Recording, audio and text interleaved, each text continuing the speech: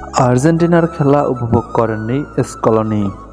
ট্রাইবেকারে Emiliano মার্টিনেজের কৃতিত্বে ইকুয়েডরকে হারিয়ে Copa আমেরিকার সেমিফাইনালে উঠেছে আর্জেন্টিনা। কোপা আমেরিকার শিরোপা ধরে রাখার অভিযানে শেষ চারে উঠতে পেরেই স্বভাবতই খুশি লিওনেল স্কলনি। তবে দলের খেলা উপভোগযোগ্য ছিল না বলে মন্তব্য করেছেন আর্জেন্টিনার কোচ। চোট থেকে ফেরা লিওনেল মেসিও আজ নিজের মান অনুযায়ী খেলতে পারেননি। ট্রাইবেকারের শটও মিস করেছেন। ম্যাচ উপভোগ না করা স্কলনি মেসির পারফরম্যান্স নিয়ে সরাসরি কোনো মন্তব্য করতে চাননি।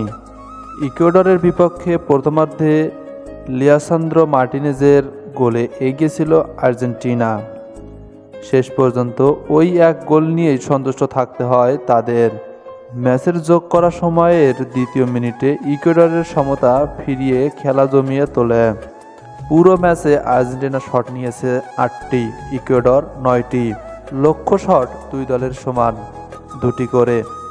ফলে ট্রাইবেকারের ফল নিজেদের পক্ষে এলেও আর্জেন্টিনার কোচ নিজেদের খেলায় তৃপ্তি নন। তিনি বলেছেন, ম্যাচটা আমি উপভোগ করিনি, এ ধরনের জয় উপভোগযোগ্য নয়, আমার কাছে ভালো লাগেনি। তবে কোচের মন মতো খেলা না হলেও ট্রাইবেকারে 4-2 ব্যবধানে ফল এসেছে, তাদের সন্তুষ্টি আছেন স্কলনি। দল সেমিফাইনালে উঠেছে, একদিক থেকে আমি সন্তুষ্ট। আমরা ভালো খেলি বা মন্দ খেলি, দল একটা পর্যায়ে যেতে পেরেছে।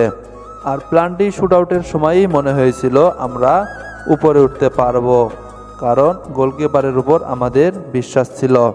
ট্রাইবেকারে ইকুয়েডরে 2টি শট রুখে দেওয়ায় এমিলিয়ানো মার্টিনেজকে প্রশংসায় ভাসিয়ে স্কলনি বলেন, এমিলিয়ানো যা করেছে আমার আসলে বলার মতো কোনো শব্দ নেই।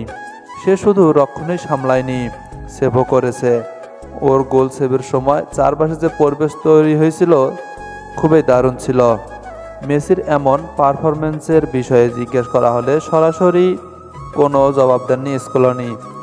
বিশ্লেষণ গোটা বিশ্বই করে ফেলেছে, যতক্ষণ আমরা এখানে আসি দলের সম্মতি পারফরম্যান্সের সঙ্গে ব্যক্তিত্বের পারফরম্যান্সকে আলাদা করে দেখি না। মেসির চোট কাটিয়ে ফেরার কোনো সমস্যা তৈরি করেননি বলেই মনে করেন আর্জেন্টিনার কোচ।